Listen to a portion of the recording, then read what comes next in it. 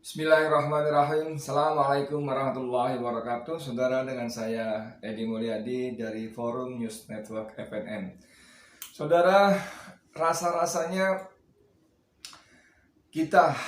saya lah paling tidak, sudah tidak berani lagi membuka-buka handphone karena smartphone kita hari-hari ini dipenuhi dengan berita-berita pedih dan perih. Bismillahirrahmanirrahim. Assalamualaikum warahmatullahi wabarakatuh. Saudara, dengan saya Edi Mulyadi dari Forum News Network FNN. Saudara, rasa-rasanya saya lah paling tidak, sudah tidak berani lagi membuka-buka handphone karena smartphone kita hari-hari ini dipenuhi dengan berita-berita pedih dan perih. Kita baca lagi-lagi, si A meninggal dunia karena COVID, si B meninggal dunia karena COVID, si C dan seterusnya dan sebagainya. Dan si A, si B, si C tadi adalah orang-orang yang kita kenal, keluarga kita, orang tua kita, bahkan anak-anak kita, kaum karib kerabat kita, atau orang-orang yang bersama-sama kita. Dan kemarin sekitar pukul 19.40 kami, keluarga besar Forum News Network FNN, di grup WhatsApp kami ada postingan saudara kami, teman kami, Dr. Arif Munandar berpulang menghadap Allah SWT. Inna lillahi wa inna ilaihi raji'un. Dr. Arif Munandar di FNN menjadi wakil pemimpin umum, salah satu petinggi kami. Walaupun sebetulnya dia bergabung di FNN belum terlalu lama. Saya sendiri secara pribadi baru mengenal Dr. Arif, atau yang kita kenal dengan Bang Arif, itu mungkin pertengahan atau bahkan akhir Desember 2020. Ketika dalam salah satu rapat FNN, ada beberapa teman yang mengusulkan untuk merekrut Dr. Arif Munandar. Saya sebelum itu sama sekali tidak mengenal, bahkan tidak mendengar nama Arif Munandar. Dan karena ada seorang yang bernama sama-sama Munandar, yang saya tahu dia itu Jokower kelas berat, saya bilang, masa mau rekrut dia? Dia kan Jokower gitu. Siapa? Ini Munandar. Salah, bukan dia. Tapi ini Arif Munandar. Oh gitu ya. Sampai saya saking tidak kenalnya Dr. Arif Munandar, Bang Arif ini. Dan ternyata begitu dia bergabung, kita berinteraksi segala macam. Dr. Arif Munandar yang secara usia di bawah saya, tapi ternyata mempunyai kemampuan jauh melampaui yang saya miliki. Dari sisi akademis, Bang Arif adalah doktor, sosiolog. Dari sisi perjalanan dakwah, Masya Allah, Dr. Arif ini betul-betul meninggalkan karya nyata membina anak-anak mahasiswa dalam bentuk training pengembangan diri, TPD misalnya. Rutin. Rekam jejaknya jelas. Jalan dakwahnya jelas sejak masih mahasiswa barangkali bahkan. Saya membaca sepintasan bagaimana dia terlibat di Masjid Arif Rahman Hakim UI Salemba. Banyak sekali jejak dakwahnya, luar biasa. Dr. Arif, saya tidak sempat membuat meme atau sebagainya, tapi ini dari rekan kita, satu kolega kita, dari teman-teman satu Indonesia News Network, Bung Refli Harun dan kawan-kawan, ada juga Bunda Neno Warsman di sana. Mereka membuat semacam meme atau flyer, Innalillahi wa inna ilaihi raji'un. Turut berduka yang mendalam atas wafatnya Arif Munandar, wakil pemimpin umum Forum News Network FNN, pada hari Selasa 13 Juli pukul 19.46 waktu Indonesia Barat. Semoga diterima amal ibadahnya, diampuni dosanya, serta mendapat tempat terbaik di sisi Allah SWT. Bang Arif, kami betul-betul berduka. Pertemuan terakhir kita sempat satu meja, dengan meja berputar, meja bundar gitu. Dan kita sempat bercanda-canda. Oh ya, saudara sekalian penonton Bang Edi Channel, kami kebanyakan di FNN adalah wartawan yang tidak muda lagi. Saya mengawali karir di jurnalis sebagai wartawan, sebagai reporter tahun 1991. Dan beberapa di antaranya di FNN melampaui saya. Maksud saya lebih dulu lagi. Jadi mungkin kalau diambil rata-rata, kita di sana sudah punya jam terbang minimal 20 atau 25 tahun. Memang tidak muda lagi. Dan ketika bergabung, Bang Arif ini mengaku bahwa saya nggak ngerti gitu. Saya awam di dunia jurnalistik, saya betul-betul baru nyemplung. Saudara bisa bayangkan seorang doktor semacam Arif Munandar yang punya rekam jejak perjuangan dakwah yang luar biasa, dengan sangat humble-nya mengatakan di depan kami sambil bercanda-bercanda, kita memang kalau rapat bercanda-bercanda, mengaku tidak punya kemampuan. Tapi saudara, dalam produk-produk podcastnya, pertama dari sisi produk, jumlah produk, dia sungguh-sungguh sangat produktif. Anda bisa bayangkan, dia bisa memproduksi 3-4 lebih podcast setiap hari. Dari banding saya mengalir itu saja, tapi orang ini, walaupun dia doktor, walaupun dia punya pengetahuan yang luar biasa, tidak segan-segan dia lemparkan ke grup kami, di grup WhatsApp. Bro, kalau tema ini gimana? Masuknya dari mana? Nanti kalau saya bikin skripnya begini, bagaimana? Dia posting. Dasar, ini manusia dasar, saudara.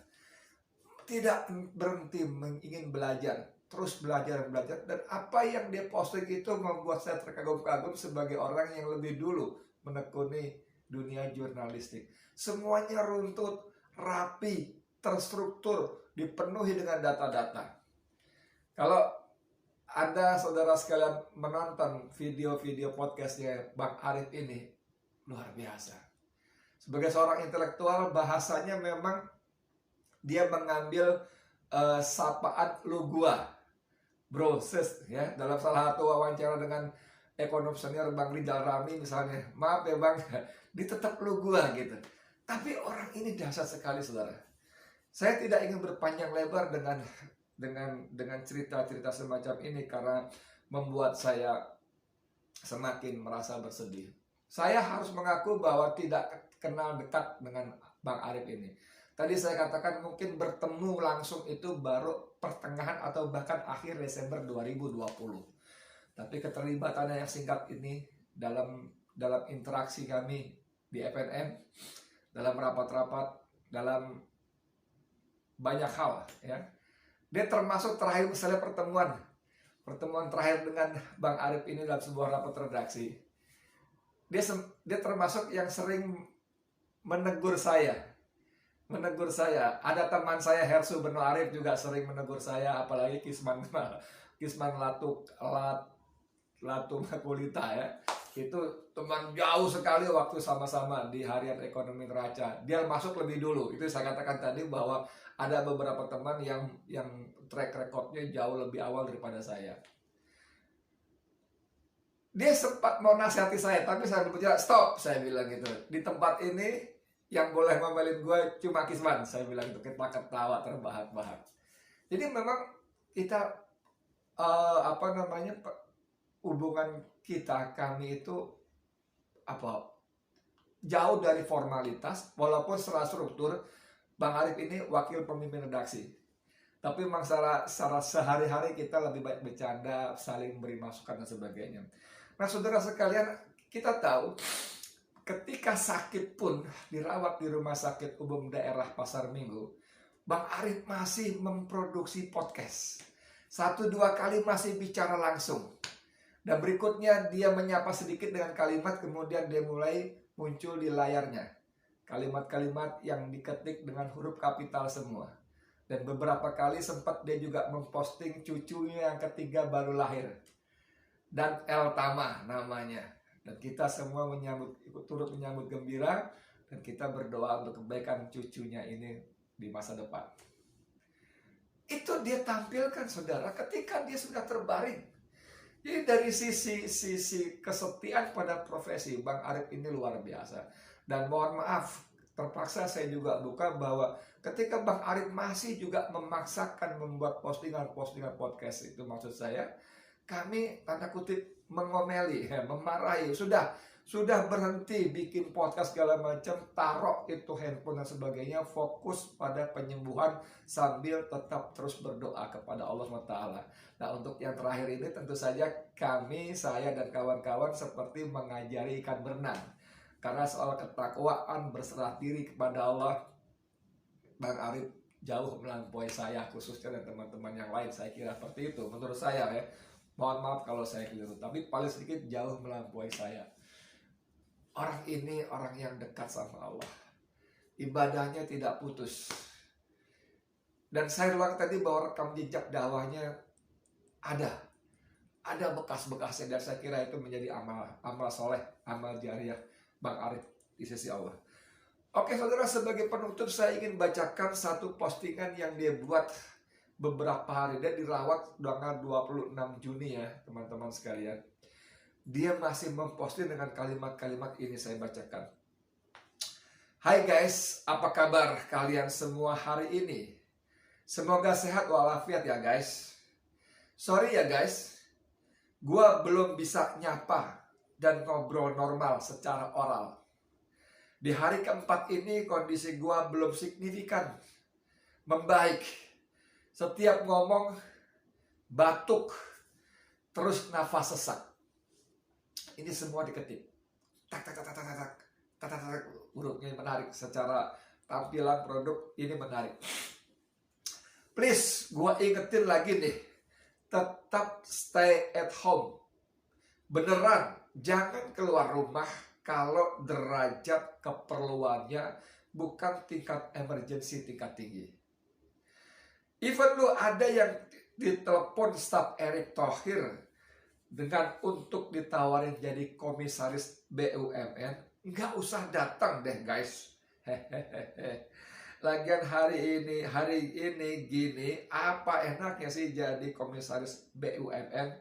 Semua BUMN, hampir semua BUMN rugi, nggak kebanggaan juga tuh. Jadi di tengah sakitnya dia masih bisa bercanda. Jangan keluar rumah kalau derajat kepentingannya nggak betul-betul tingkat tinggi, emergency tingkat tinggi. Walaupun ditelepon oleh stafnya Erick Thohir, Pak Edi Mulyadi misalnya, mohon datang ke kantor, Pak Erick ingin bertemu karena Pak Edi akan diangkat jadi komisaris BUMN Anu misalnya. Ini dalam sakitnya Bang Arif, Dr. Arif Munandar masih menyebut dengan bercanda, walaupun ya even lu ada yang ditelepon staf Erick Thohir dengan untuk ditawarin jadi komisaris BUMN, nggak usah datang deh guys. Dasar, saya lanjut lagi. Tapi masih ada yang mau tuh, ngantri malah. Ada Kang Dede, masih ingat kan? Itu loh komisaris independen Pelni yang merangkap marbot masjid dan seksi penceramah Ramadan. Belum lama ini ikutan bantu Ade Armando, dosen merangkap buzzer yang membuli Leon, ketua BEM UI. Ada, masih ingat ya? Dede ini ya, yang melarang kajian Ramadan di Pelni dan mencopot beberapa pejabat Pelni yang bermaksud menyelenggarakan kajian online Ramadan. Tiap Kamis kalau nggak salah, tapi Dede ini seperti kata Bang Arif dipecandain, bukan komisaris merangkap marbot sekaligus seksi penceramah Ramadan. Sempat-sempatnya Kang Dede stalking Leon waktu masih SD atau SMP dan posting pertemuan dia dengan almarhumah Ibu Ani Yudhoyono. Ajaib ya komisaris BUMN kita. Ketawa lagi dia. Tapi memang nggak bisa dipungkiri, jadi komisaris BUMN basah, nggak kepalang tanggung. Profesor Ari Kunchoro, Rektor UI, konon sebagai wakil Komut BRI, dapat gaji 2,1 miliar per bulan. Di tengah sakitnya dia masih bisa melontarkan kritik-kritik sosial, saudara. Itu masih di luar tantim loh. Konon tahun lalu kalau dirata-ratakan, setiap komisaris BRI yang bersepuluh dapat tantim masing-masing 10,38 miliar. Jadi Profesor Ari bisa berpenghasilan 3 miliar per bulan dari jabatan di BRI saja. Gaji dan penghasilan lainnya sebagai rektor Universitas terbaik Indonesia, walaupun hanya ranking 194 Asia, berapa ya? Saudara, ini dia tulis dengan runtut, detail, terstruktur, walaupun ada kocak-kocaknya. Dan ini harus saya akui, tidak saya miliki kemampuan seperti ini. Tidak saya miliki. Tidak. Bang Arif, kami sungguh-sungguh sangat berduka cita. Tapi saya, Edi Mulyadi, iri kepada Anda, Bang Arif. Anda sosok mujahid dakwah yang istiqomah. Dan Anda mendahului kami dengan status syahid di jalan Allah. Insya Allah. Amin. Amin. Paling tidak ini menjadi janji informasi dari Rasulullah Sallallahu Alaihi Wasallam bahwa orang-orang yang wafat karena wabah adalah syahid. Kami percaya, kami bersaksi bahwa Bang Arif orang yang baik, orang yang baik, dan kami yakin Bang Arif husnul khotimah. Tunggu kami, Bang Arif, dan mohonkan kepada Allah SWT, karena engkau telah datang menghadap Allah mendahului kami. Mohon doakan, minta kepada Allah agar Allah pun membawa kami mengikuti jejak dakwah istiqomah, sehingga kami bisa meninggalkan dunia dengan hati yang tenang, dan hati yang mutmainnah. Irji'i ila rabbiki radiyatan mardiyah fadkhuli ibadi fadkhuli jannati. Insyaallah. Selamat jalan wahai mujahid. Selamat jalan saudaraku. Selamat jalan pejuang. Saya Edi Mulyadi untuk FNN. Assalamualaikum warahmatullahi wabarakatuh.